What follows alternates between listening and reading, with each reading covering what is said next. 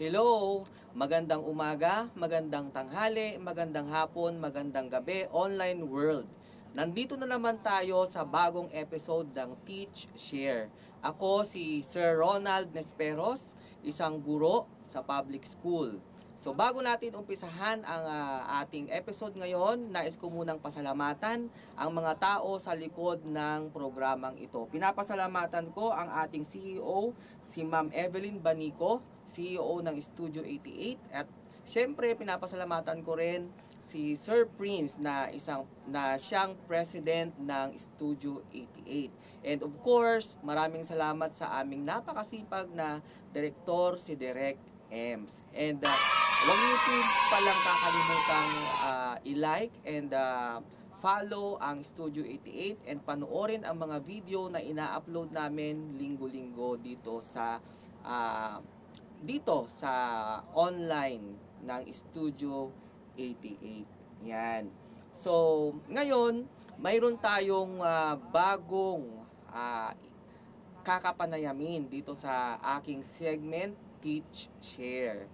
Ang aking estudyante or naging estudyante noong grade 4. So actually, kailan lang ulit kami nagkita after ng grade 4 dahil syempre, busy na ako sa pagtuturo ko and then busy din siya sa pag-aaral niya. And ngayon, nalaman ko na graduate na pala siya ng grade 12. And of course, mayroon na rin siyang mga segment sa ibang channel. Yan. So, hindi ko napapatagalin, ipinapakilala ko sa inyo ang aking bisita ngayon. Siya ay si Antonio Frayna.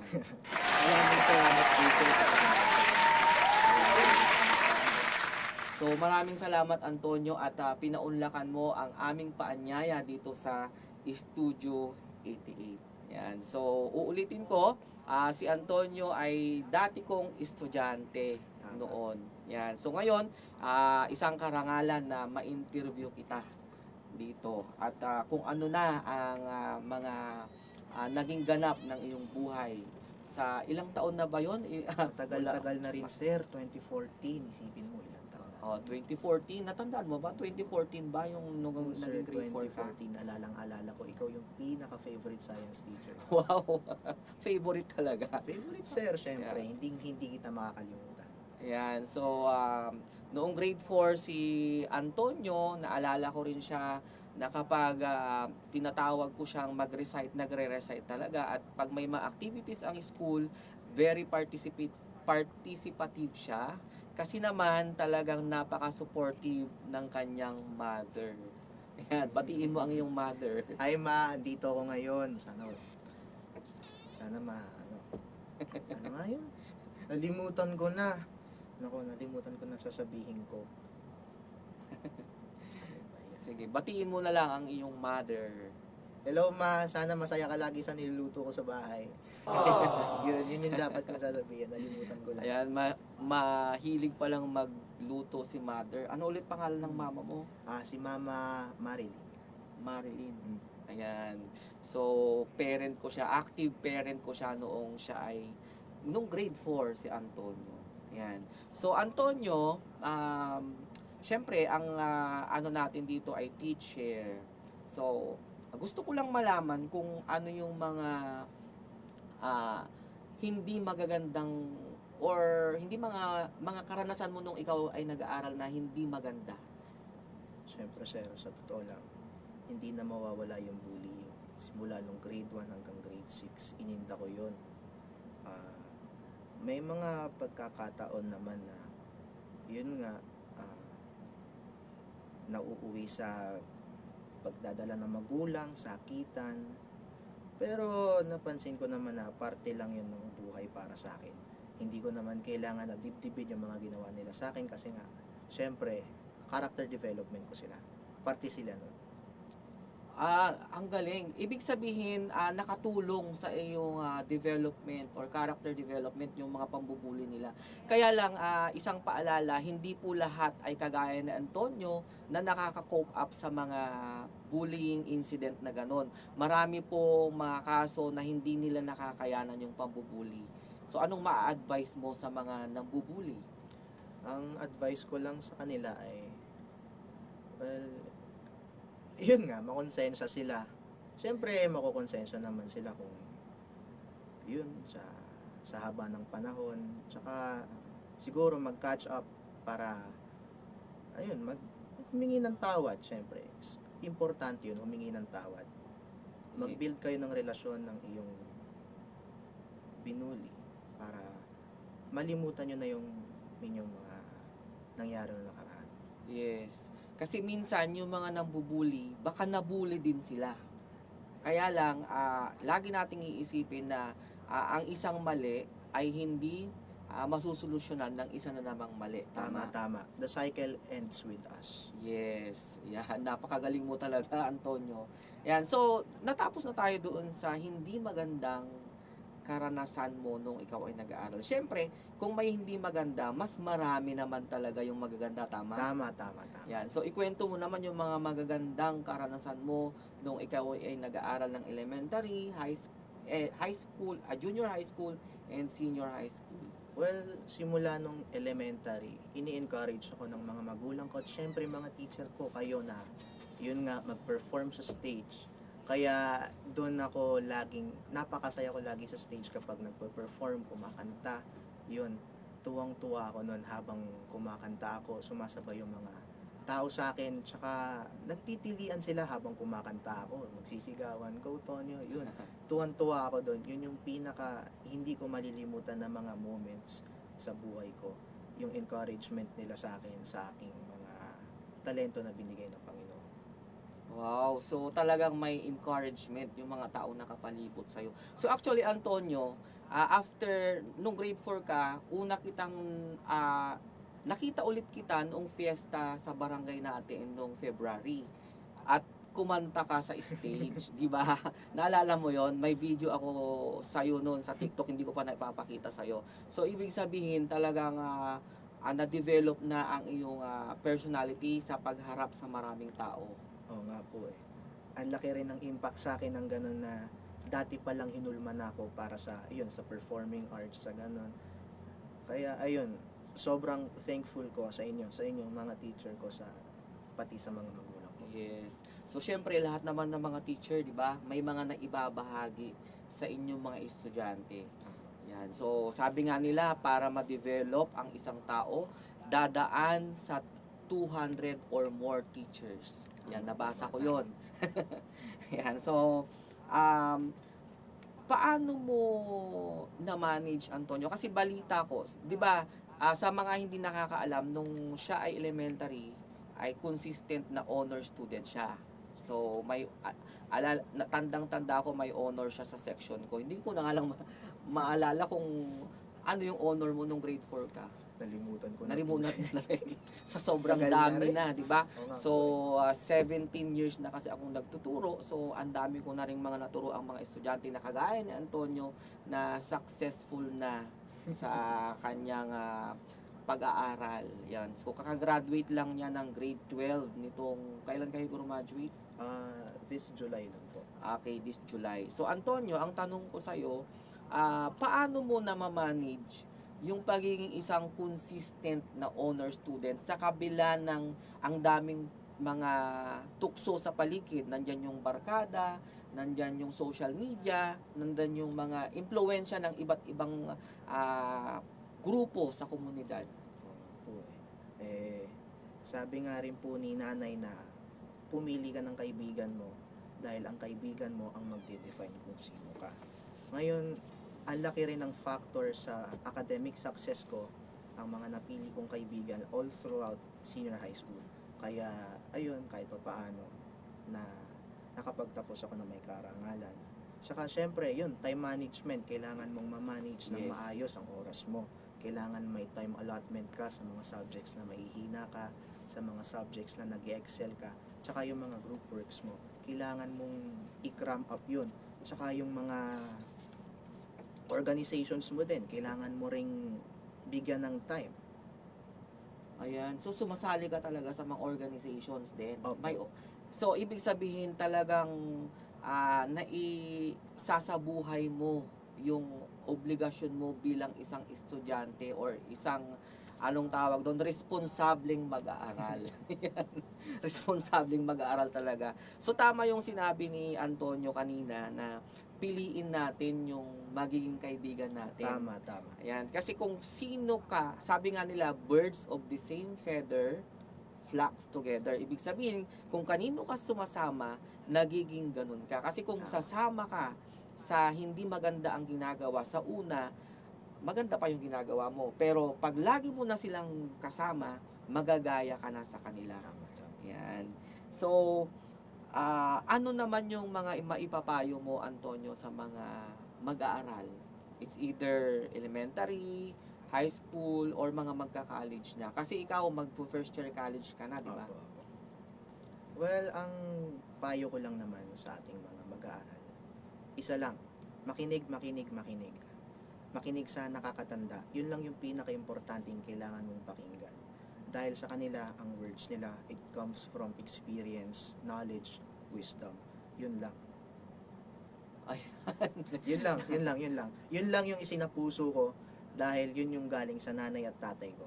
At inasa mula sa henerasyon at henerasyon ng aking mga ninuno. Yes. So actually, talagang saludo ako sa iyo, Antonio, kasi para sa mga kaalaman ng lahat, 'di ba, live tayo ngayon. So ang oras na ay 12:15. So kanina minomonitor na siya ng kanyang nanay. So pinapauwi na siya kasi nag-aalala na syempre ang kanyang magulang. Pero siya, alam naman ng magulang niya na nandito siya sa magandang kamay. Dito sa Studio 88. Ayan. So, Antonio, balita ko, sumali ka rin sa mga organizations. Ano yung mga organization na nasalihan mo? Nung 2015, may nag-alok sa akin sa isang choir. Ang choir na yun ay tinatawag na Tiples ng Makati. Doon mas nahulma yung kanta-kanta ko, yung ganun-ganun performing sa maraming tao sa stage. Yun ay funded by the local government of Makati. Shoutout sa Makati. Wow. Tapos, dahil nga yun, galing ako doon sa Tiples ng Makati, by 2022, bandang August, nakapasok ako sa Choral Society of Makati, which is also funded by the local government of Makati.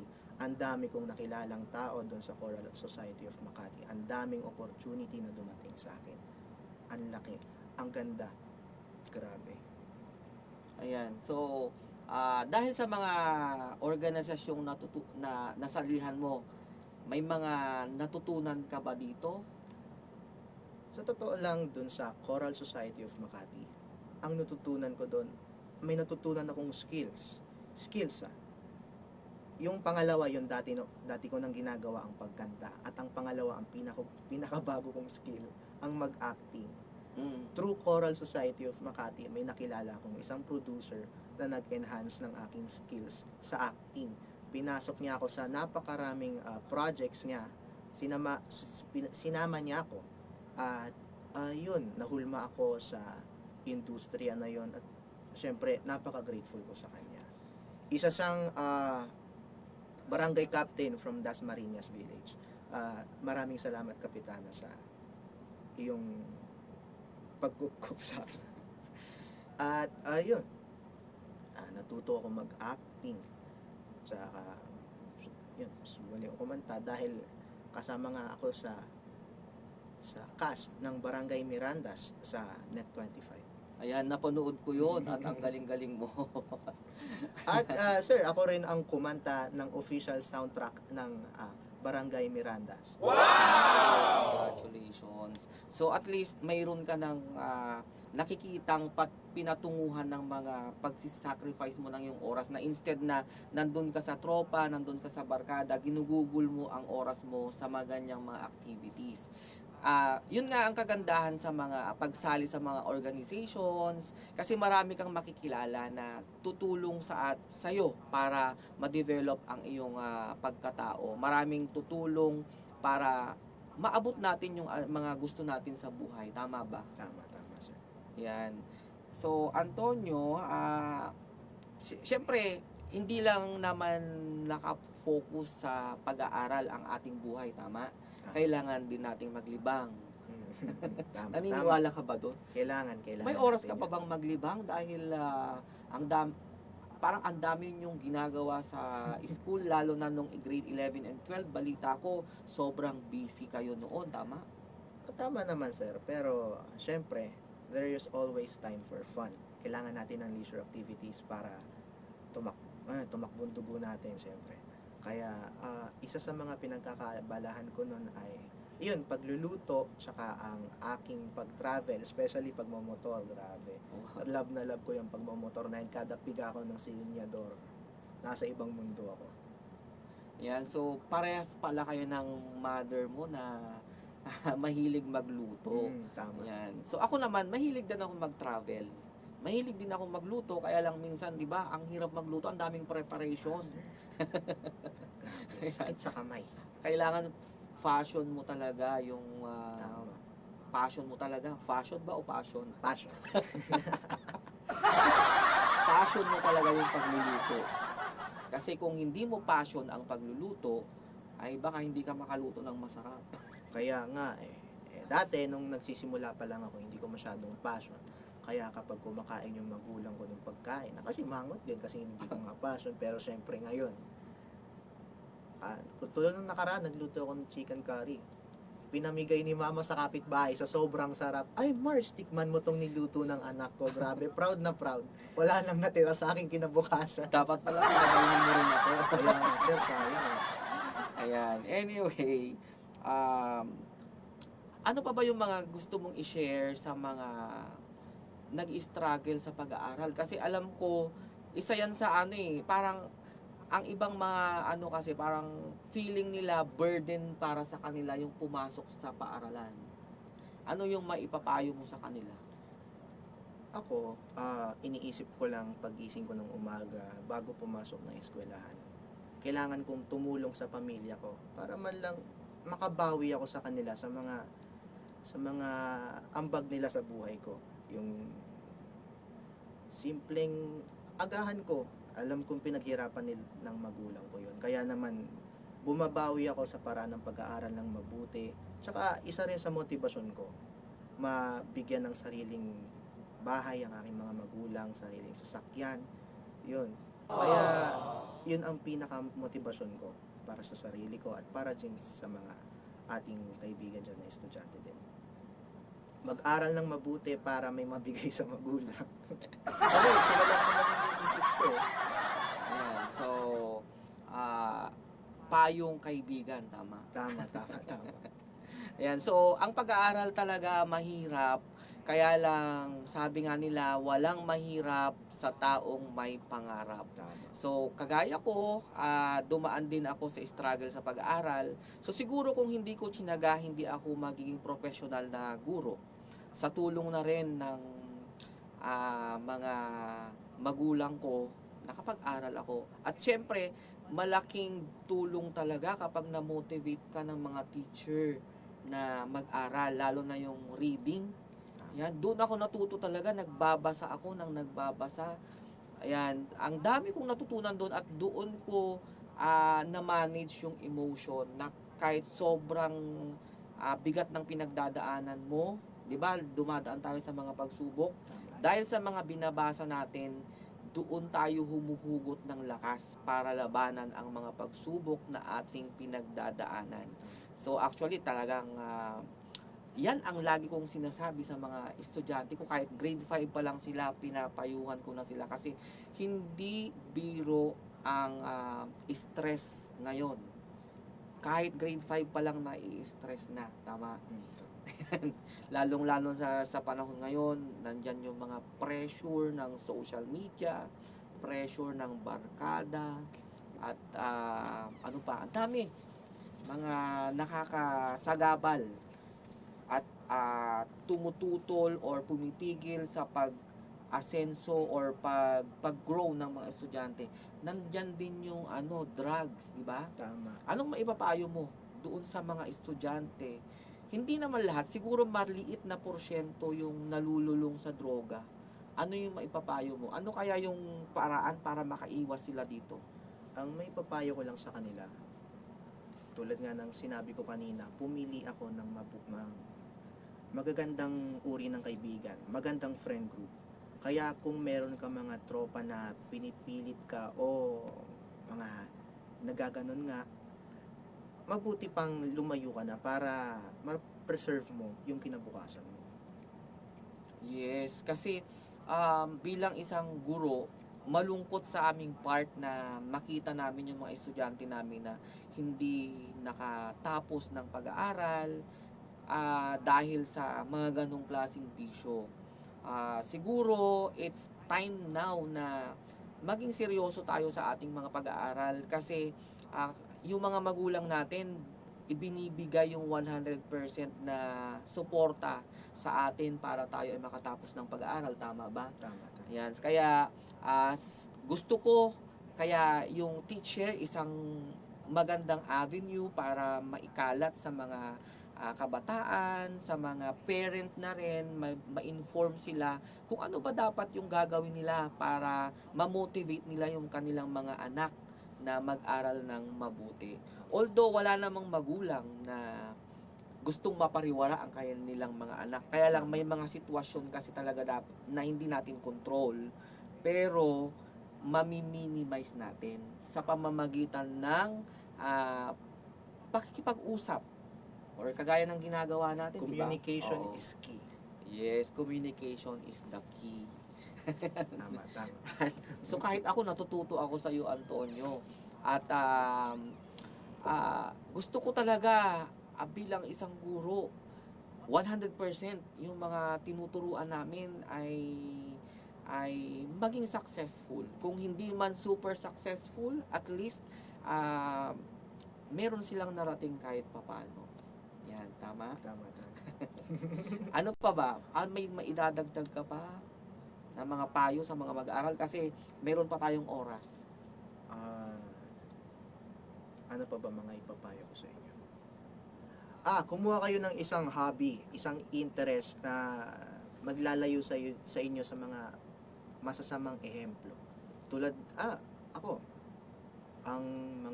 isa sa mga hobbies ko ay pagtugtog ng gitara, pagpiano, o kaya naman minsan pagsusulat ng kanta. Dahil dun sa mga bagay na yon ay I rid of my time sa mga halimbawa, chat ako ng tropa ko, pre, tara gala tayo, pastol, may ginagawa ako.